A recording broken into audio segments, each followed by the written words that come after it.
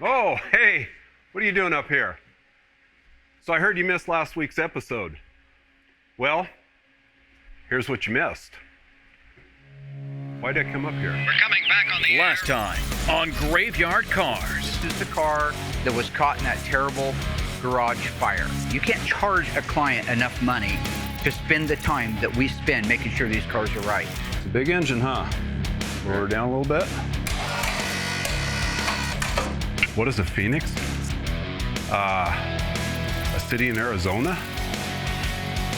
This station will remain on the air. On this episode, Am I nervous to work on Tony's car? Not necessarily. Michael makes the simplest thing difficult. Tony can sit there and do whatever he wants. I'm just a floater, man. I'm the Pac-Man. Oh, you're a goat. floater. Yeah. They're coming to get you, Barbara. in Springfield, Oregon, dead Mopar muscle cars are coming back to life. Restored by Mopar master Mark Warman. I'm a liar and a fat mouth. His daughter, Alyssa Rose. Why would you do that? His painter, Will Scott. You got one job. And his cousin, Dougie. You're the best. Welcome back to Graveyard Carz. Right now, we're prepping all the door jams out for Tony's car. There was a couple small dings on the door jams, nothing major by any means. So we just kind of grind the paint back, do a little metal glaze. The metal glaze is for real small pinholes, little dings, stuff like that. Apply that, sand it off, primer it, then it's ready for paint. You have to sand all parts, otherwise the paint won't stick. You got to treat the jams just like you do the outside of the car, and it's the same process all the way through. All the preparation, it's all very time consuming. You can't really rush it. You just have to take your time because the more time you spend on the prep work, the better the paint job will be in the end. Now that the doors are all completely sanded, we get them in the booth, get them sprayed purple, then they'll be ready to hang on the car. So, as everybody knows, we have a lot of cars going on at Graveyard Carz. We have over 100 on the parking lot and almost 50 in progress. So there's a lot going on, a lot of wheels in motion, no pun intended. One of the thorns in my side, of course, is my friend Tony D'Agostino. Mark and I we made an instant connection. We've known each other, for a long time, but we really got to know each other, a few years back, and we just hit it off. We help each other a lot. I help him a lot with the cars, with parts. I'm happy to do that. I help him with great restorations, and sometimes help him with some technical advice, which I'm happy to do. Mr. All the numbers have to match. Everything has to be perfect.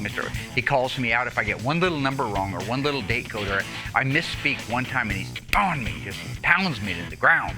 It's hard to know everything, and with me being parts, I just know what part fits what car, what goes where, and sometimes they get cars in that are incomplete and they need help like that. Mark's a great guy. Beat me down, hold me down, put me down. He's great to work with. If we lived closer, I guess he'd probably get in trouble.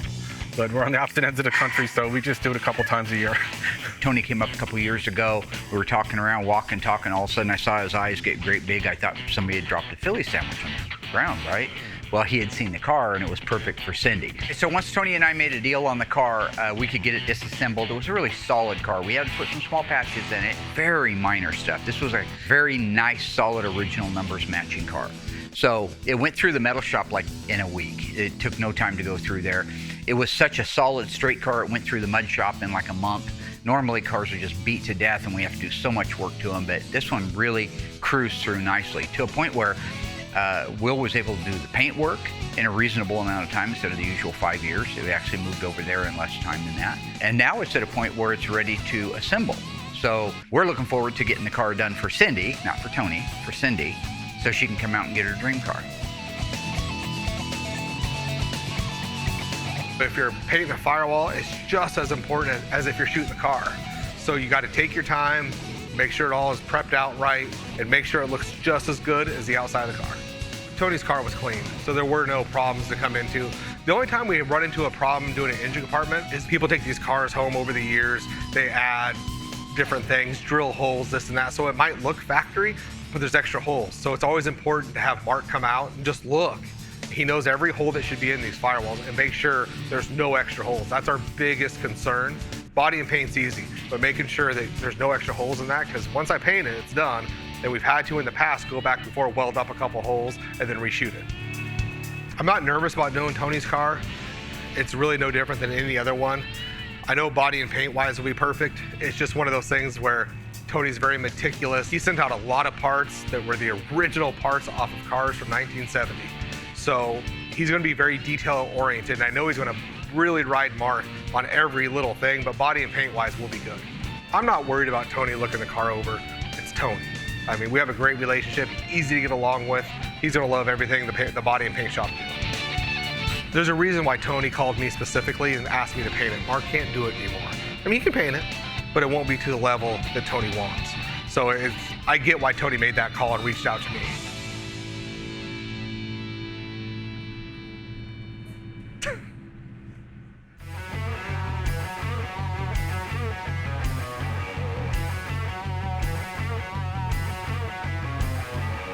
Hanging doors and fenders can always be a little nerve-wracking, especially when they've already been painted, and having a client like Tony, but we get it done. Michael makes the simplest thing difficult. He asks 1 million questions. Now, there's nothing wrong with that if it pertains to what you're doing. So if you say, hang the door, he'll jump to, well, what about the deck lid? Well, that has no bearing on what we're doing. So he'll take something very simple and make it 10 times more painful. We don't have a lot of the bolts and clips for the doors and fenders yet, and I definitely think that's something Will should already had prepped out. It's Michael's fault when parts and pieces aren't ready. That's his job. At this stage of where we're at, the nice thing is Tony's car was a great car to start with. So putting it together is easy. So this was a great opportunity to just me take a step back, tell Michael the steps, let him do his own thing, and see if he can put the car together correctly. He's got to learn through trial and error. Just like when he was priming last season, it's super important for him to just go in there, and I step back and watch. So before he makes a crucial mistake, I'll fix it. But little mistakes, I want him to find out on his own.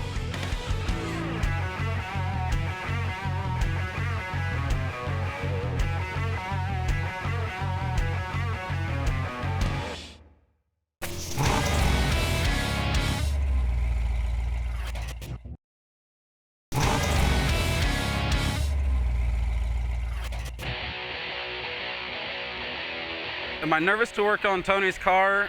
Not necessarily. I try to do them just like I do every other car and just get it done right. The sanding process pretty much goes, you put plastic filler on it and then it gets etch primer and then you sand it back down again. And if it needs it, it'll get primed in certain areas that broke through in low points or high points. And if you had to add anything, you prime over those sections again and then it gets pre-painted after that. Tony's car has come a long ways in a short amount of time because it's a clean car to start with. Metal work was addressed, very minimal was needed to be done to that car. Body work's done, pre-paint's done, we've got the car painted, cut and buffed, washed.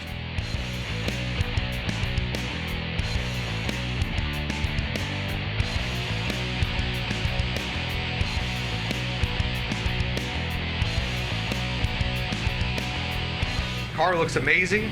We just need to dry it off, double check a few things on the paint job, just make sure it's perfect for him. And then we'll move on to the undercoating process, which is a little bit different because Tony's not happy with the way we undercoat things. He wants more of a factory look. And then once that gets undercoated, we'll get it over to assembly.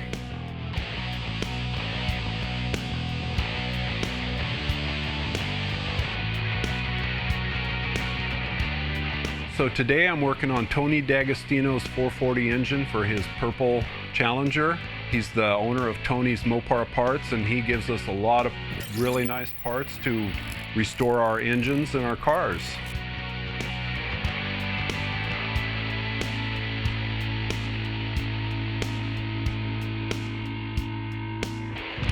Tony has supplied us with a lot of NOS parts for his car. Tony sends us everything perfect for his builds, so this should be 100% factory correct when we're done.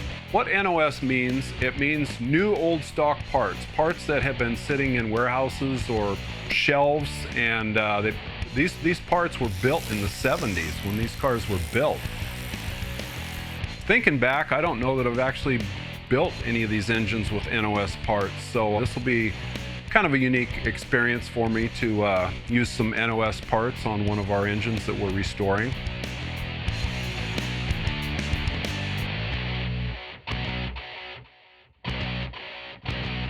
This could be a little more difficult for us because Tony is quite a nitpicker, and he probably will give me a hard time about some of this build, you know. So we'll see how this goes, you know, as far as is this going to be up to his expectations or not. I'm a little bit nervous about putting this engine together, but actually this is for Tony's wife, so I'm not sure how this is going to go.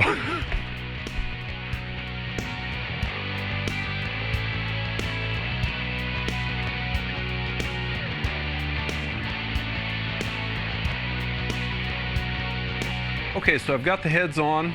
Now I have to torque them down, and there's a torque sequence that we use. So I like to reference the guide a lot because the other engines are different. The Hemi is completely different than all of them. Now and then you gotta kind of refresh your memory as to which engine you're working on, which torque sequence you gotta use. And so we do the head bolts in 2 stages, 45 pounds, and then we go up to 75 pounds for a final torque. And then I usually go over them again after I'm done, just to make sure everything's perfect.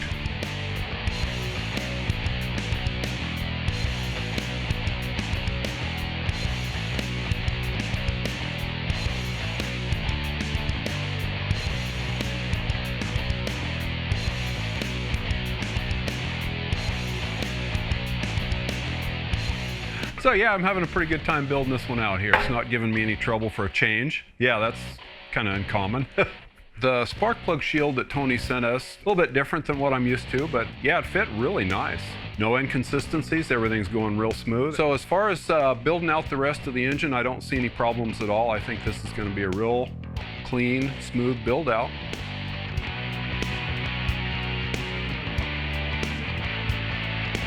Finishing up, Eli happened to stroll through with nothing to do, and I thought I'd go ahead and use Eli to help me go through the torque sequence on the heads, because if you don't follow the proper torque sequence on each individual head, there's a chance you can have a head gasket blow out.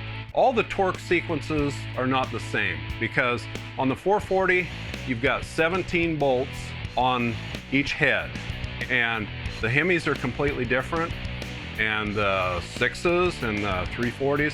So there's various torque sequences that you have to go through, and you get all these numbers in your head, and it's really helpful to have the torque sequence laid out in front of you. He read the reference material while I torqued it down, made things go a lot faster. So really enjoyed having Eli help me with the finish of Tony's build out.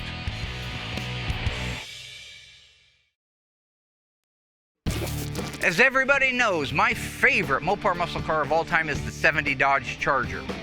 Now, these two models are RTs. Mine, when I was a kid, was just a Charger 500 with a 383 in it. In 1970, you could get a multitude of options and features, even models, as a matter of fact. There was a base model, a Charger 500, a Charger RT. You could even get the SE option with the RT. What you couldn't get is today's question. What feature was not available on the 1970 Dodge Charger? Was it a sunroof, a convertible roof, or a vinyl roof? If you think you know the answer, stay tuned after the break and we'll find out together.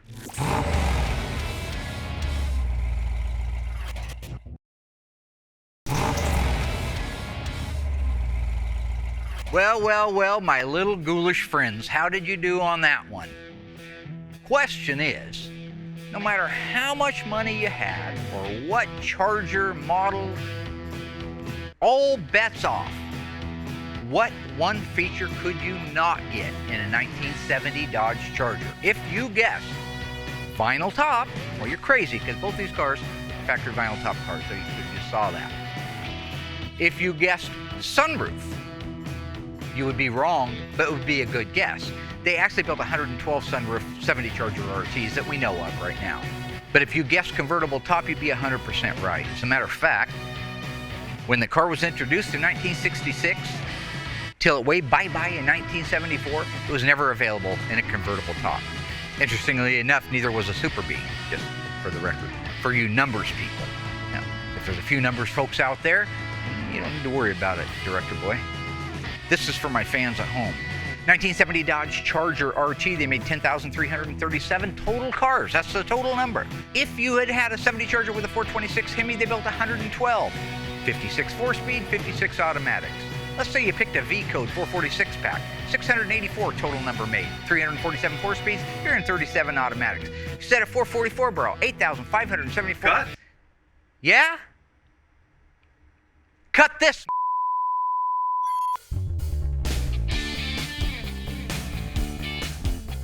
The build for Tony's wife's engine went really well. Things went together better than most engines do. So yeah, I'm pretty excited to see this thing run when the time comes. You can tighten up right now, Doug. Some of our nice new valve covers for Tony's wife's engine. Just about done with this. Didn't encounter too many problems. Had to thread chase a couple bolt holes on the front of the engine, which had a little rust in them. But other than that, the NOS parts that Tony sent went together just perfectly. Really nice stuff. I wish I could work with original parts all the time. I think Tony's wife's gonna have a good running little engine with air conditioning on her purple Challenger.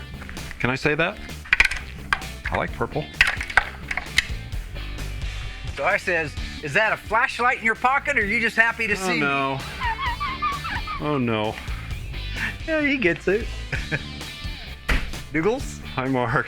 How Jens doing? Pretty good. Just about got this one done. Good. Yeah. Sir Tony D'Agostino? His wife. That's true, it is Cindy. Very good. You're well Cindy, trained. huh? Cindy D'Agostino. Yeah, the generosity of women never ceases to amaze me. Women? Isn't this Tony's? You know, I gotta say, for as much crap as I give Tony all the time, it is nice when we get to work on a project that he owns and he's been collecting parts for so many years. I mean, he's been in the business since he was a kid. So while I would love to go to his place sometime and look around, I've seen pictures. He has stuff rat-holed everywhere. He knows and always knew what the value of some things were. Okay, and you put these in, he was gonna go crazy. He was going to go crazy if he had the wrong water drain plugs in it. Why'd you put that drain plug in it? I didn't. It was in it. Tony sent that. So I want to make sure I have my facts correct here. Tony sent you a new all stock oil pan. Uh-huh.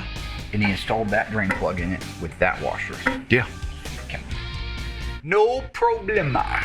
You got this. So you keep on working. Don't let me get in your way.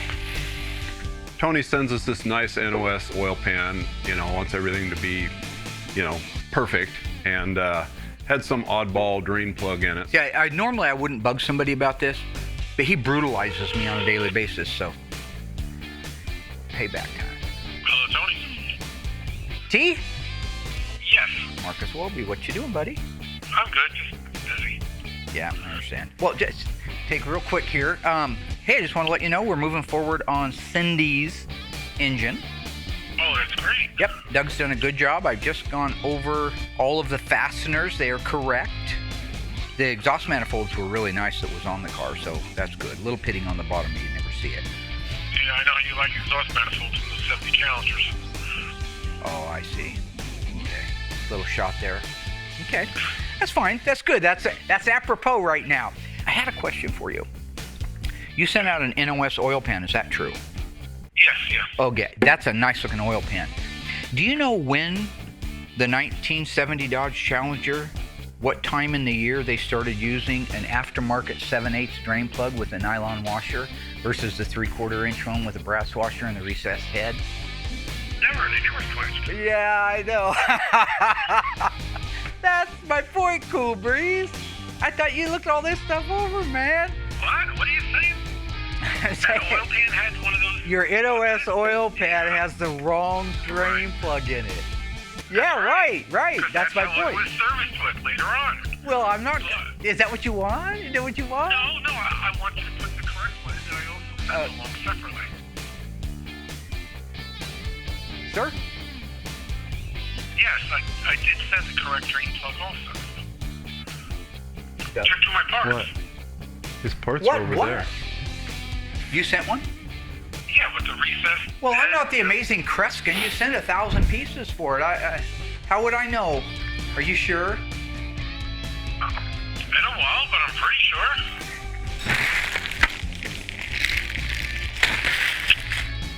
Should have been with the engine stuff. Oh, Oh, no. Yeah. Okay. Yep, that's what. Good job, my man. I know it's over there. Don't play like you're getting the one over on the ice tray. I'm just messing with you, man. I know. Yeah, just messing with you. It's all good, man. I just having a little fun on camera. Oh, thank you. Yeah, you're Give me a heart welcome. attack, I knew that was Like- You want to give my heart doctor business. Yeah. Not that I have one, but I'll have to find one after you do this to You keep me. eating sandwiches like that, you're going to have to see a heart doctor. Well, I'm down to half-size sandwiches. Oh, you're just eating the 6-inch hoagies? Good job. I love it. Well, thanks, Tony. Doug, next time, could you please read labels? It says, please install on the NOS oil pan, Tony. Oh, okay. I mean, I knew it was there, but Dougie didn't. Oh, I got it. You see Sure. what I'm doing? I see how it works. Look, the good news is, I knew it needed the correct drain pan bolt, and you supplied it. I have them in stock as well. Well, I'm glad you picked up on it, though. That was good. Yeah. That was good for you. It showed me you're paying attention and using your knowledge. Yeah, well, thank you very much. Yeah, just I put one of your new thermostat housings on. Those look very, very nice. What's the part number on that? You make them. You make them. Yeah, I know. How about a 278970? Does that sound about I right? think it was 2789. Yeah. Did you know it was 2789? Hey, look, I think we're starting to get a bad connection, coaches. I gotta. Good way to end it. Yeah. You have a great day. Tell Cindy hi.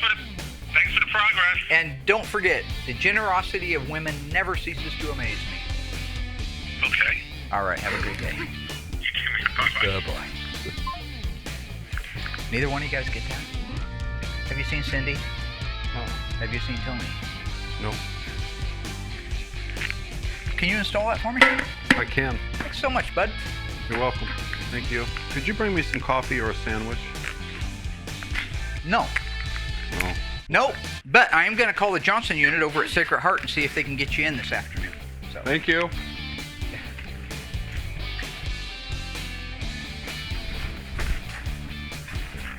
Guy's crazy. Drive me nuts. Got the correct drain plug in the pan now, so get this all buttoned up, everything masked off, and I'm gonna ship this down to Will for paint, get it back, and we'll put the transmission on it.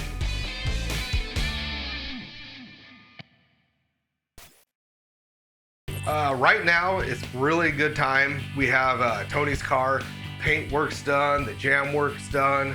Mark told us kind of late in the game it doesn't get undercoated. So we kind of lost about a week, but it's 100% done now. And the last thing we have to do at this point is do the factory undercoating, which is a different process than what we've done in the past. Tony doesn't get any special treatment here. He's no different than anybody else. Tony can sit there and do whatever he wants. It doesn't matter. Mark signs my check. And he's pushing, he's calling. And as much as I don't want to, because I kind of do my thing with Mark, it's easier. You know, promises are meant to be broken. You know, I wasn't supposed to paint his car without him signing off on it. I do it anyways. So as much as I don't want to deal with Tony, I'm going to.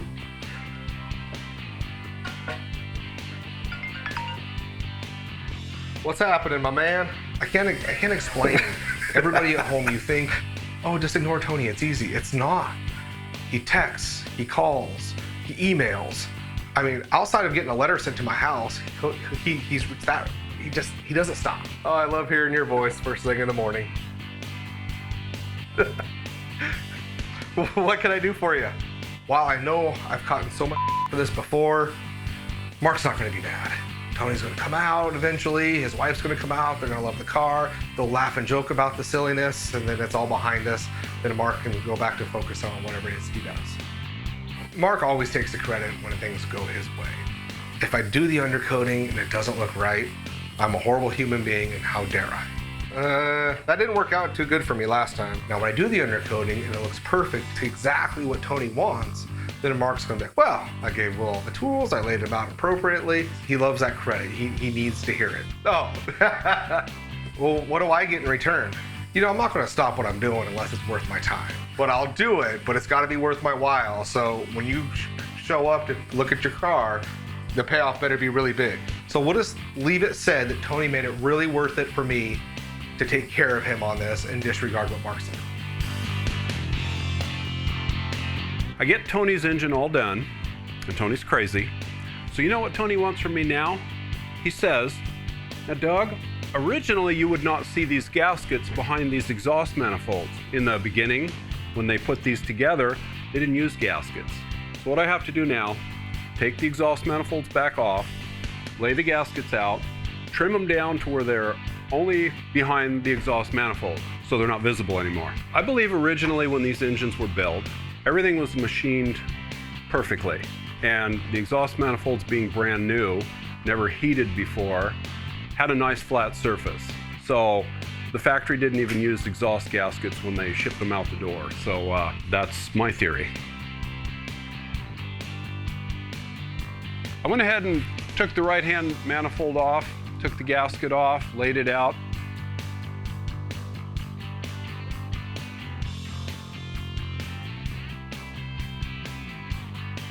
Trimmed it out with some side cutters, but I had a heck of a time with that. So Eli got me out some metal shears. I think I cut out a pretty good gasket with those cutters.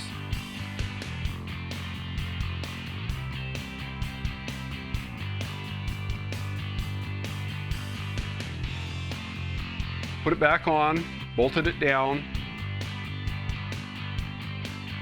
I just hope it passes Tony's inspection this time.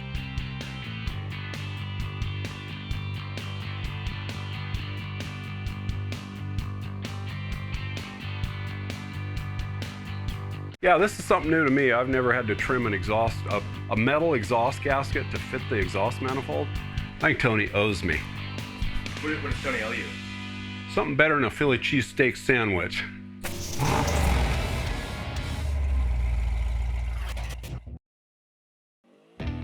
You have to help me.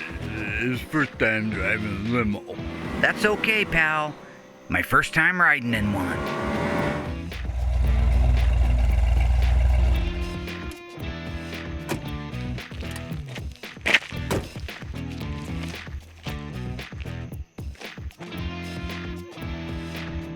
Welcome to the party, pal. Live for nothing, die for something.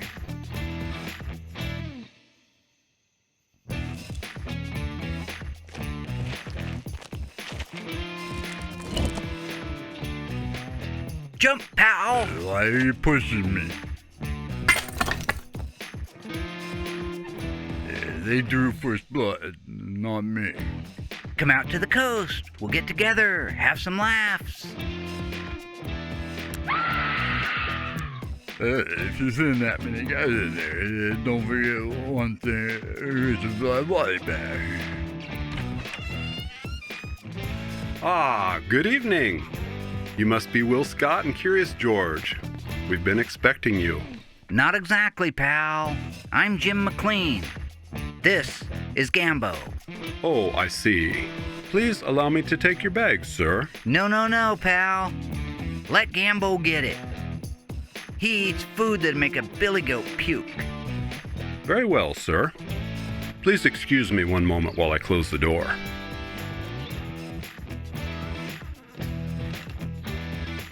The only one I trust. Now, if you will follow me, I will show you to your room.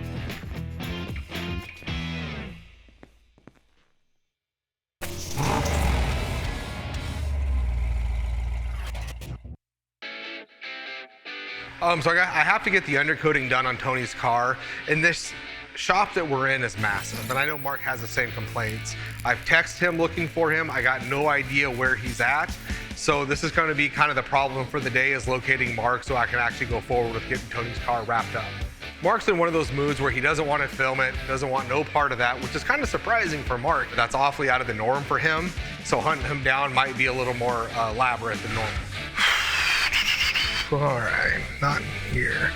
Well, let's see here.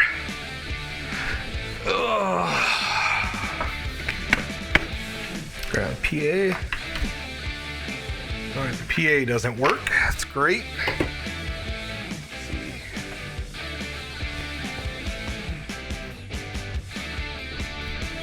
Yeah, you see this? They give this out to everybody. He claims that he given it only to him, but. So we point at that, make sure you get reference of that. Then we look at paperwork. Plays on the computer a lot, you know? When people walk in, he does this thing. Oh, yeah. Yep. Pretty good. Pretty good. Nonsense phone calls. Opens this thing up, you know? I should just write myself a check. But yeah, this is about the extent of Mark's day. He'll watch this on TV and realize that I was in his area. Not like area, like area where he works. Don't be weird.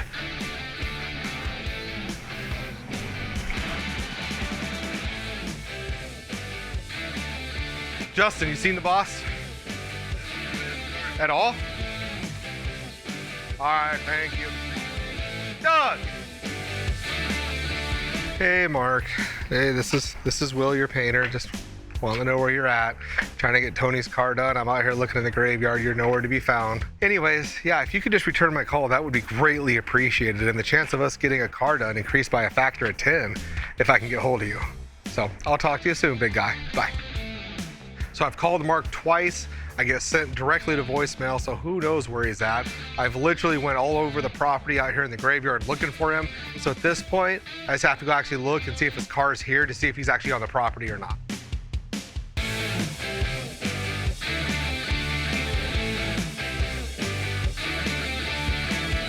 It is nice taking this thing out, kind of put it on, make yourself look busy. I've called, I've texted. It's like the Where's Waldo of graveyard cars. So at this point, I'm gonna just head inside his office and see he's up there hiding, probably doing eBay, Craigslist, maybe writing checks. Hey, so you wanna come out and go over Tony's car? Because I literally have looked all over for you. You were supposed to be out here helping, you weren't, you're in your office, so I need you out here. I just got another email in from the network talking about what a superb job we're doing this year. Dear Mark, I'll paraphrase for you. Dear Mark, you guys are the best. We wouldn't have a network without you. I don't know about that. You outperform everybody. Okay, so this conversation is going downhill. I know how this works. If I can't get a good answer out of you, have you guys seen this? I'm gonna go out there, knock out Tony's car. Good luck with whatever you do, eBay, Twitter. Don't give me none of your lip. And I'll just take care of the rest of your kind of business. shifter is a pistol grip. Trying to deal with him today is nearly impossible. I just need him for a couple brief seconds, go over Tony's car, the undercoating. Obviously, that's a huge inconvenience to him right now. So at this point, I'm just gonna go out and get the car done. And if I have any real questions, I should have known better. I'll just go to Tony directly. If you are a fan at all of Graveyard Cars or Mark Warman for whatever reason, you know that my favorite car in history was my 70 Dodge Charger that I, for a girlfriend, got rid of back in 1980, and I've never seen it again since. It was a burnt orange car, white top, burnt orange interior. True or false? The FK5 burnt orange paint code that was on my car was introduced in 1969. If you think you know the answer, stay tuned after the break. We'll find out together.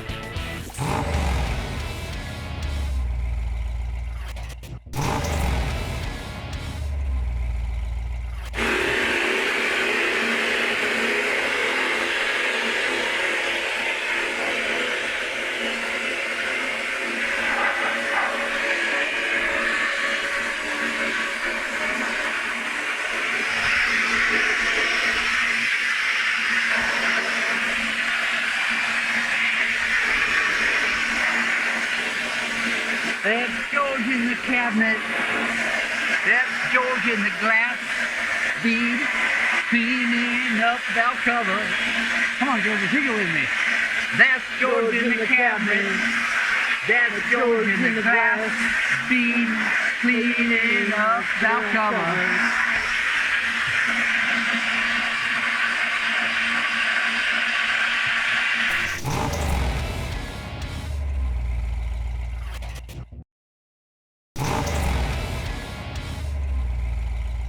All right, my Graveyard Cars historians, how did you do on that one? We all know my favorite color was FK5, Foxtrot Kilo 5, burnt orange. Happened to be the color of my 70 Charger. The question is, was 1969 the introductory year for that color? If you guessed false, you're absolutely right. 1970 was when FK5 was introduced, same as our green car here, FF4. Now, if you look at the fender tag, here's how you'll know. The paint code reads Foxtrot Kilo 5. K5's the color. F represents the first year it was introduced on any car. F is 1970. If it was EK5, which isn't even a color, it would be that it was introduced in 1969.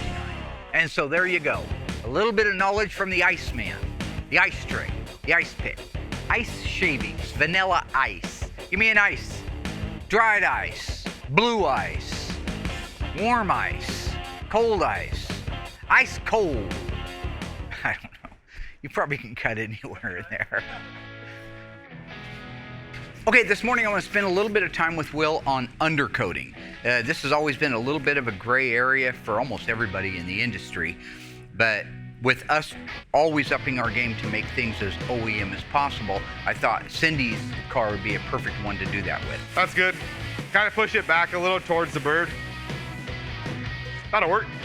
I have original photos of the car before it got dipped. I have the original engineering drawings of exactly how they recommended it be done. But remember, this is the area that the tires just spinning around for 50 years and knocking stuff off.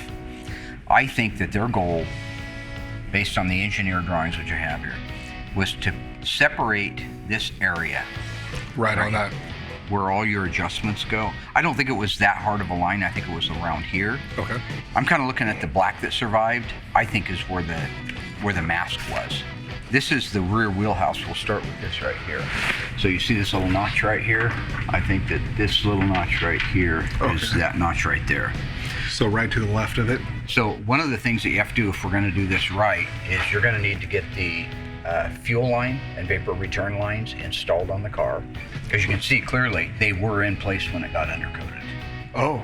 Yep. So we'll actually spray over all that? Yeah, you'll spray over all that if you're doing the OEM, which most people don't want, but since Tony's a psychopath, he has to have it.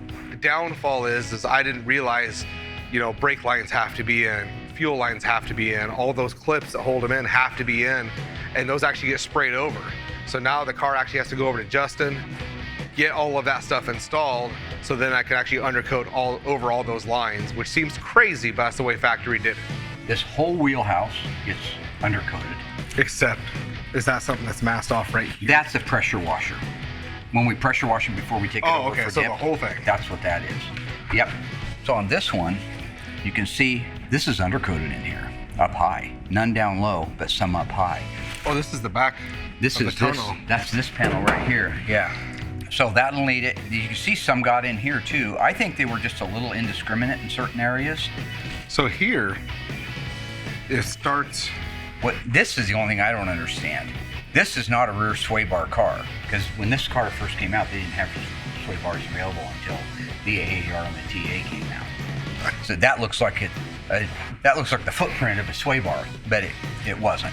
All the way back on the frame rails, so it looks like it gets it up in here. I think it's the best that you can. Now here's the thing, not all cars were option undercoat. They all got a minimum amount of undercoat from the factory, so mostly like the wheel well areas where the tires would be, that guaranteed every car that left the factory got that. But when you see a car that's completely undercoated, that actually tripped a sales code J55. That would have gave you a hood insulation pad and a full undercoating. This car was not a J55 option car, so I want to know what the minimum mandatory requirement of where it went, how thick it went, and what places it went and what places it didn't. So I think that this gets solid, this gets shot, it blows in here. So I don't mask this off, I let this just hit however it hits. Right, you can see it's got undercoating on the frame rail. So that when you hit that, it just went across there. But it looks to me like from the factory, they blew some up in here, so I would just go ahead and make a pass or two up in there and up in here. Let's take a look at the, you can ask Tony all you want, Tony doesn't know this stuff. Not like I do, this is what I do. Well, you're looking it up, boss. Let's just take a look and see what the engineer had to say. I know Tony D'Agostino thinks he's an engineer, but he ain't no engineer, you know what I'm saying? No, but I could just call Tony and he'd probably just tell me right over the phone. Yeah, if he wasn't in the middle of a dagwood sandwich. A dagwood? Yeah, that's what they call them, most Philly sandwiches called dagwood. So there's all of our front stuff. You can see that they got that whole apron, but not the shock tower area. They've cut out these two areas here right around this frame rail area. But we'll get to that. I just want to look at the back and see. It's funny because these are engineers' drawings. They talk, this is for the sound deadening, deadener or silencer. That talks about the silencer pad that goes under the non-HP engine intake manifolds. Bet you didn't even know about that. Ask Tony if he knew anything about that. Well, I'm sure he did. Again, that. So everything fuzzy is where it's supposed to be undercoated? Yes. So we've been doing it wrong for years? No. Okay. No. You okay? Okay, there's your wheelhouse. Looks like the whole wheelhouse. Here's a cutaway of it. It doesn't have any signs of anything. Yeah, there you go, huh? World's on fire. Oh, no, it's important stuff. You said it was important the other day, too, and somebody was calling to tell you that your lunch was ready. Well, this is more important than that. So, got to get the clips in place for the fuel lines and the brake lines. That's just me. What are you doing? You got work to do here. It's Tony. What does he want? He's telling me how to do the car. Tony's telling you how to do the car? Yeah. Okay. Yeah. Can you ask him to send you Of course I can. manual number 2654905, page 1, section B, real quick? Ask him if you can fax me a copy of that page. And then, do you happen to know what the alphanumeric sales code is for a full undercoat? Yeah, ask him. I mean, I can get it. I can help you right now. It's J55. Okay. Yeah. Do you know how much it was in 1970 for a J55, which would have gave you a hood insulation pad and full undercoating? Why does Tony make you so... Unless it was an N96 car, cold air induction, because they didn't have hood insulation. Why does Tony make you so insecure? $16.60, ladies and gentlemen, is how much that would have cost in 1970. But if you wanted to do it in 1971, it was $20.80. Why do you get insecure with Tony? Not insecure around Tone. You are. No, I just think that sometimes he prepares for stuff and I'm en natural. Sorry, that's French. I'm a very natural kind of guy. So, like, I don't sit there and, oh God, I gotta study these numbers. I gotta study these numbers. I don't do all that. I'm just a floater, man. I'm the Pac-Man. Oh, you're a floater? Yeah. Yeah. Tony wants body and paint perfect. He wants it cut and buff perfect. Everything's got to be flawless, body and paint, which they were not from the factory. So he picks and chooses what he wants nice and what he wants factory. I'm not looking forward to doing it because it does look like crap, but that's the way factory did, so it's okay. Okay, you got it? So. All right, I'll check back in an hour and tell you how to do it again. Splash shields installed, and brake lines and fuel lines. And clips. Well, that's what holds them in. Did Tony get back to you on that page? Yeah, we're good. Yeah. These are the actual original copies of the original. I'm just surprised you need that book. Factory. You're such a wealth of knowledge. Drawings by Walter P. Chrysler. I'm just surprised you have to go to a book. I believe it was General MacArthur who said, never remember something when you can write it down. And you're really smart. Okay, I'll talk with Justin, get that going in a direction. What a tangled web we weave, and first we practice to deceive. Sir Marcus Von Twain. So we're good? Oh, mama, I'm in fear for my life alone. We're good. I'm driving my life away, looking for a better way for me. Hi, doggy.